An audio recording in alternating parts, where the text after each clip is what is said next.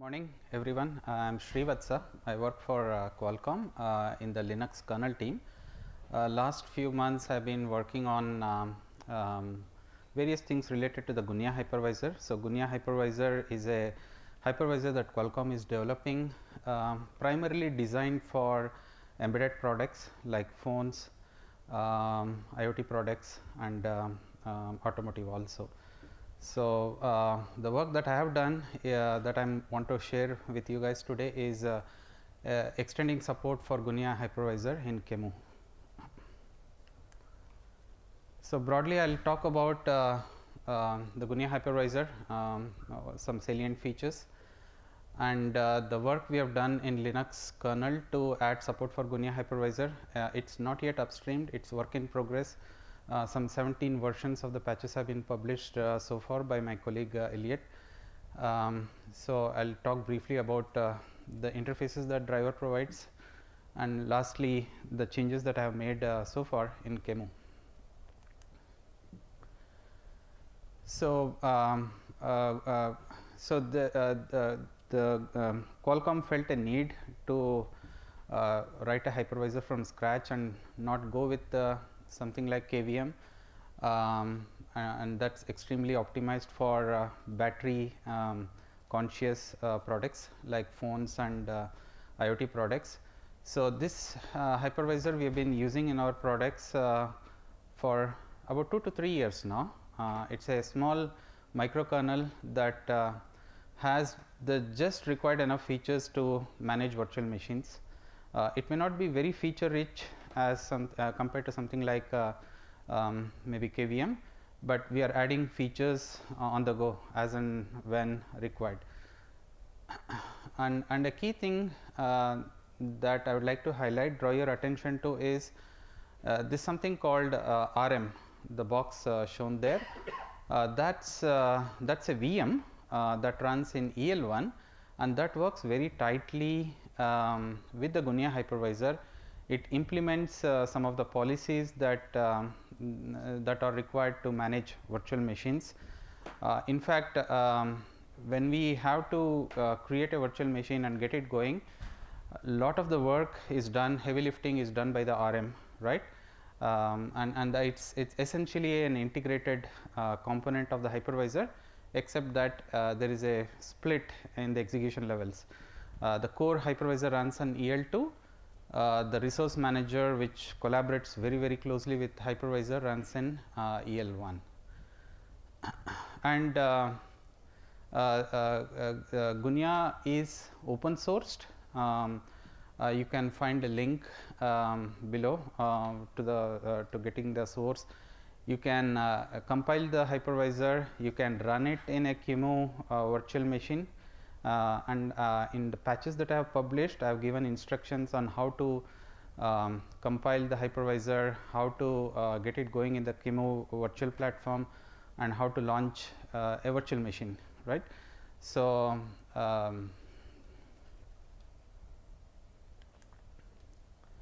some of the key features, the VM types supported or broadly confidential VMs. These are VMs whose memory is protected, right. I mean, from the start this has been a primary focus for Gunyah, where we on mobile products we wanted to run some sensitive workloads dealing with, let us say, your net banking or face authentication, and we did not want Android to be running these sensitive use cases. So, these for example, when you are running your net banking app, when the part of the application comes up where you have to give your user ID and password, we did not want to trust Android to be able to securely handle that. So, what happens is a phase of that app where it needs deals with sensitive information, control of the display and touch screen goes to a VM, right. VM gets control over the display, gets control over the touch screen. It validates that the credentials are right, and the rest of the application can run in Android, right. So, this being able to run such confidential workloads isolated from Android has been a very key focus from day one for Gunyah. So I'll talk a little bit about confidential VMs. You know what the features are slightly later. But in addition to confidential VMs, there is also this untrusted VMs where or unprotected VMs where the guest memory can be completely accessed by the host. That's supported in the open source version of the Gunyah. And I've been able to launch an unprotected VM on the open source version of the Gunyah. So these confidential VM types, there are two of them. One is for a better name, I've just listed it as trusted VM, or sometimes we also refer to it as QTVM. The main thing here is the VM image which will be used to launch the VM is signed using some Qualcomm tools we call it as pill tools. It is signed, and the hypervisor works with the trust zone, the secure software, to validate it, right? And only if the trust zone says yes, the VM image is not been tampered, the hypervisor allows the VM to start, right? So that's a key feature of this QTVM. And the other salient thing about this as of today is the VM image, in addition to the kernel and let's say the RAM disk, it also includes the device tree, right? So the device tree could include you know, some static devices that the VM needs to access, like your touch or some I2C you know device. So as of today, the device tree is embedded in the VM image, so which means it is signed and verified, right? So there is no provision to make this device assignment more dynamic as of today, but that's something will probably change in the future. The second type of confidential VM we support is, for lack of a better term, I'm called it Google VM. These are the VMs that Android virtualization framework you know supports. It's a VM image payload that let's say comes from Google, and the requirement here again is the VM should be protected from a malicious host, and only difference between the trusted VM and the Google VM is the hypervisor does not enforce that authentication of the image. The authentication of the image is done by something else called PVM firmware, which is something that runs first in the VM before the VM kernel takes over, right? So hypervisor doesn't bother about how the authentication is done in this case, but some of the characteristics like protection from malicious host, those are all common. So by confidential VMs, what I am primarily referring to here is the VM memory is private based on page table based protection, right? I mean, not using something like realms. You would have probably attended a talk before my talk on RAM based on confidential virtual machines. That's not yet supported. So here we are still trusting the hypervisor to do the right thing, right? So the VM still trusts the hypervisor to set up the page tables of the host, the stage 2 tables of the host, so that the VM memory cannot be accessed by the host. And we realize that for some things like what.io, memory sharing is desired, so that you know, data can be shared between your guest and an untrusted host. So for that, memory sharing is allowed. So essentially you could have part of your confidential VM private, part of it shared. So the only caveat compared to, let's say, something like KVM is, as of today there is no API the guest has to take part of its private memory and ask the hypervisor to make it shared, right? So that API our hypervisor is not exposing as of today.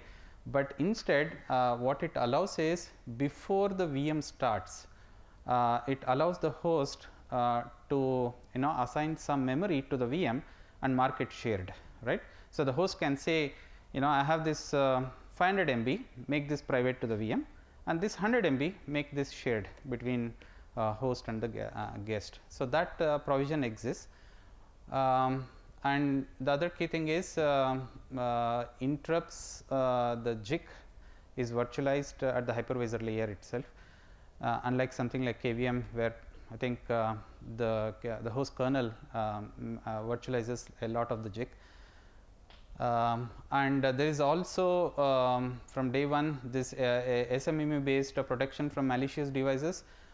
So if there is a device, let us say, assigned to the host, it cannot DMA into the guest memory, the protected guest memory. The stage tables in front of the device will be set up so that it will see a fault. And the hypervisor supports 2 scheduling schemes for the vCPUs.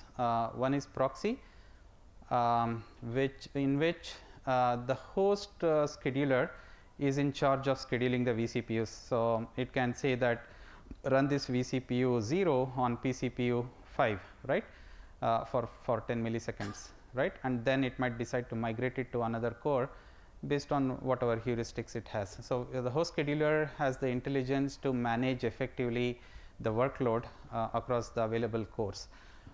So that's the proxy scheduler. We also support the native mechanism, right, where hypervisor scheduler is in charge of scheduling the vCPUs. So for some critical VMs that we are using the latter, the hypervisor scheduled mechanism.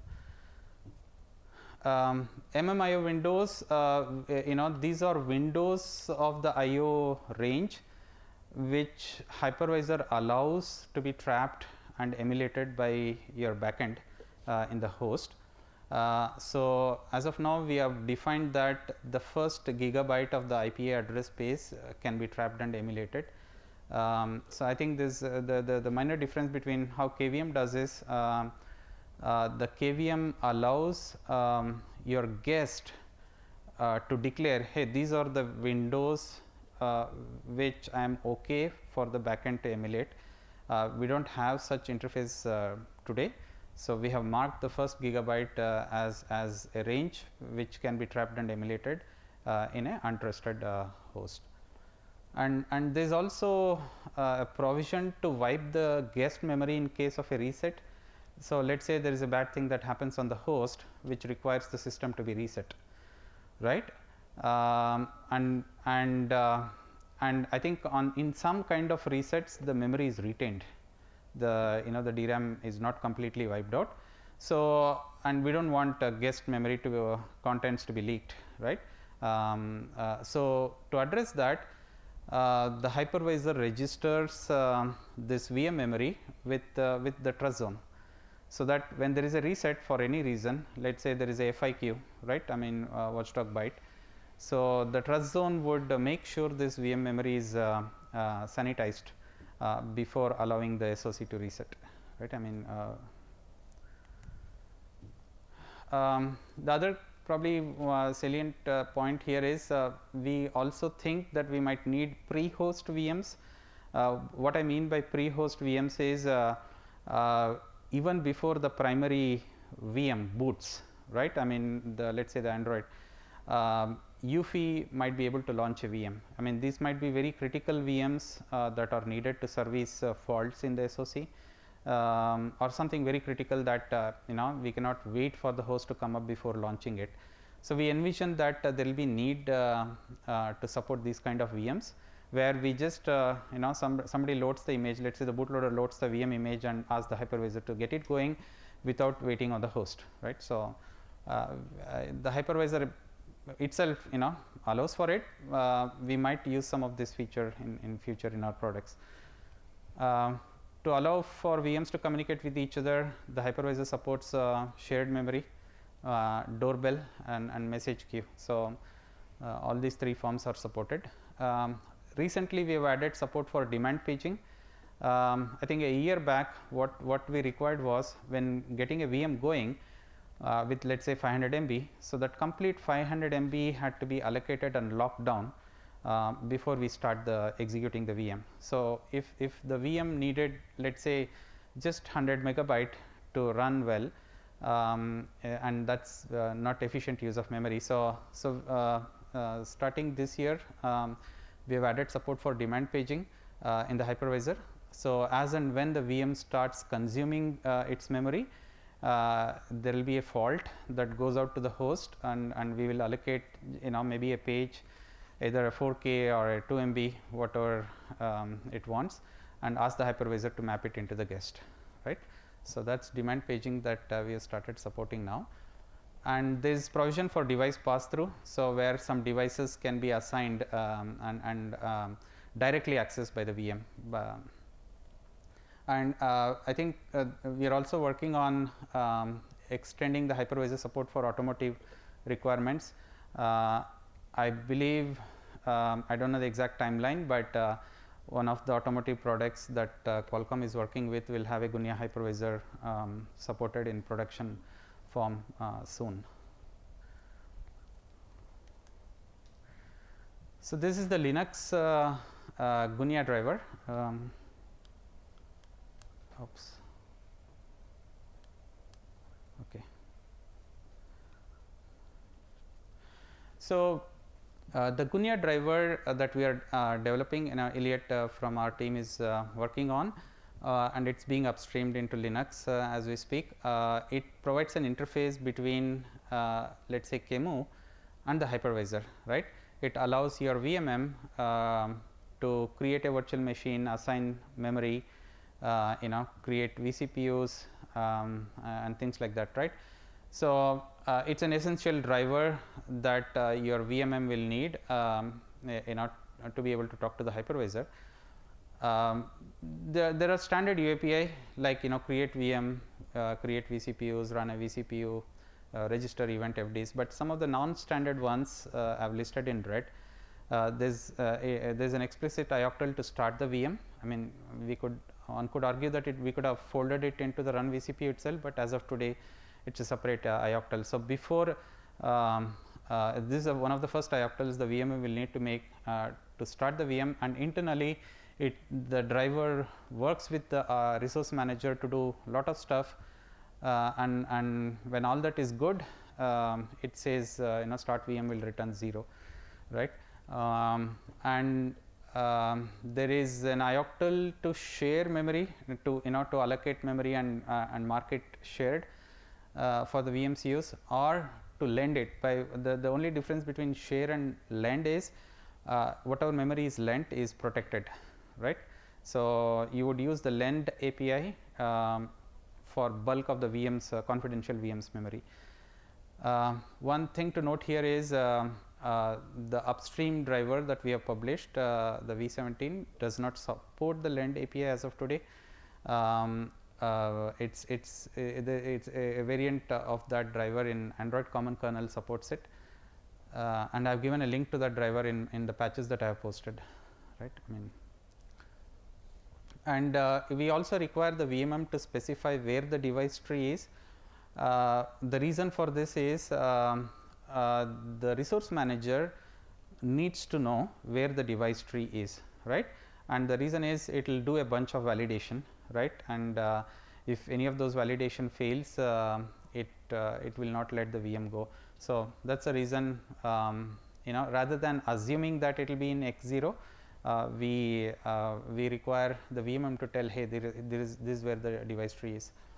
And as of today, there is no provision to set and get vCPU registers on the fly. Instead, the hypervisor supports setting the initial boot vCPU's context. So, the Qemu can say that X0 should be this for the boot vCPU, and that can be passed down to the hypervisor via this ioctl. And the set firmware configuration is again very specific to the Android virtualization framework. So, in the interest of time, I think I will probably not talk about that much. So, future changes, we will add support for the different VM types, including the Qualcomm trusted VMs, Qt VMs, and untrusted VMs, right. And device assignment is a big topic. using something like VFIO, right? Okay, so Gunyah accelerator for Qemu, right? I mean, so this is what I've been working on for some time. I have posted the third revision yesterday. So as of now, it supports bringing up a VM, both the confidential and the unprotected types. And I've been able to test with some of the Wataya PCA devices like Block. And I've tested this both on the Qualcomm SoC running the Gunyah hypervisor and the Qemu virtual platform, right? So running the open source Gunyah, right? So if you want to be able to grab open source Gunyah and be able to launch a virtual machine, you can refer to some of the instructions I have published. So I have added a new command line minus accel Gunyah to say that Gunyah hypervisor accelerator needs to be used. Some of the things are straightforward, like creating a VM is using that create VM ioctl. vCPU creation is that. The ARM virt machine changes that I have done is related to two things. One is adding support for confidential guess. Somebody pointed me that there is work in progress already, right? And I don't know if any of them are here, but so when I started looking at it, I noticed that the virt machine did not have any way to create a confidential guess. So I went ahead and added support for it, but looks like somebody has been working on it in parallel for KVM. So I'll work with them to consolidate what I have done with their patches. And the second area of changes I have made is device tree customization. So Gunyah, I talked about the resource manager, which inspects the device tree and expects to learn few things about the virtual machine. So we customize the device tree to tell the hypervisor, hey, this is a scheduling scheme I want you to follow, and a few other things, right? So so I've made changes in the ARM virt machine to add specific device tree nodes. Okay, about 5 minutes, I think. Confidential guess, I've talked about it. The main thing here is I've added. So as you see in the diagram, there's a portion of the VM memory which can be shared, and the size of that I've mentioned in the SWO's TLB size parameter. And I've also added a node to activate the restricted DMA pool function in the Linux driver. Memory assignment, I talked about it briefly. So the key thing restriction is all of the VM's memory need to be assigned before it begins execution. So there cannot be any lending or sharing. I mean, there's no provision to hot add memory, for example, after the guest has started.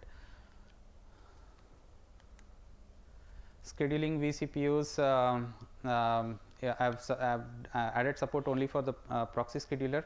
In future, we might I'll add support for native hypervisor native scheduled native scheduler, and proxy scheduling is equivalent to calling the vCPU run ioctl, and that will call a hypercall, and that's effectively yielding the host vCPU cycles to the guest. And the return value will mainly indicate some MMIO access, which might require some emulation in Qemu, or a VM exit, right? I mean, VM has shut down. So this is the interrupt controller. Broadly, since the JIC is handled by the hypervisor itself, we create these doorbell virtual devices, and each doorbell can be bound to a specific IRQ number. So what Qemu will do is it will register an event FD to say that, hey, when I write into this event FD, you go and activate this IRQ. So that's how the interrupt controller is emulated. So ITS is not supported, yeah. So that's briefly about the interrupt controller, right? Future work. Device assignment is a big thing, consolidating the changes with what KVM has for confidential VMs and adding some tracing.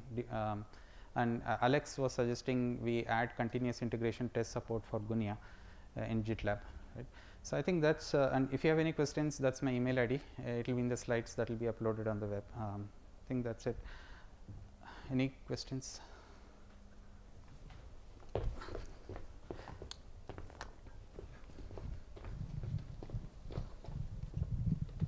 So I may have missed it. So is Gunyah written in C or is it again Rust? C. C only. Yeah. Okay. One thing about the memory sharing part. So as I understand, there is a fixed amount of host memory which is shared with the guest in the beginning, and the entire guest space is private. So when you want to share private buffers, not the word queues, let's say for whatever, the buffers which are required to be shared with the host. So yes. Is it zero copy, or do you allocate the memory there somehow? So you can, when you get the VM going, a confidential VM, you can assign some private memory and shared memory. But if you want to share some data with the backend, you'll have to bounce it to the shared portion. And copy, then, right? Yeah, copy. So it's not zero copy in this case. It's not zero copy unless you can allocate in the shared region in the first place. Okay. But who is, so if you're going to use the generic stuff, let's say generic whatever in the kernel, who is going to copy this stuff? Oh, that's the restricted DMA driver. Okay. Right. So that that automatically bounces between the private and shared. Okay.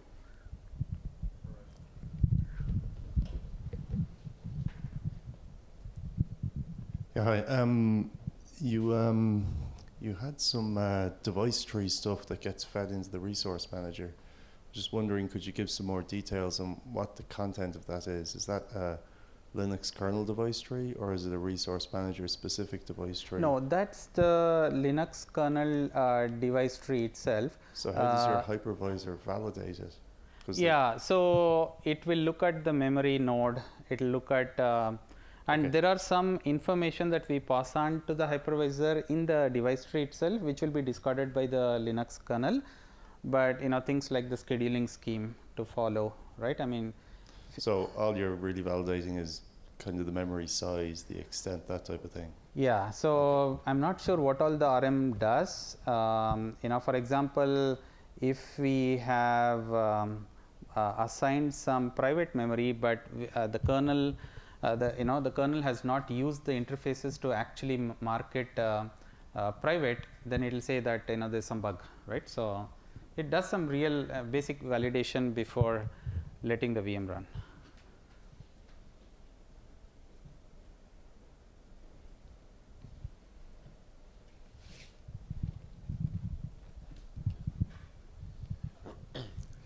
In one of the slides, you mentioned that you have inter-VM communication. Inter-VM communication. Yes, this one. How does the shared memory work? I mean, so the hypervisor supports, like what I said, right? I mean, so before you get the VM going, you would tell the hypervisor, hey, this is the memory range that you want mapped to the guest and mark it shared, right? So you would use those. So when you say how does the shared memory work? So what you call shared memory is not actually shared between VMs. Oh, it's not. It's between the host and the VM. Right. Okay. Yeah. Thank you. Okay.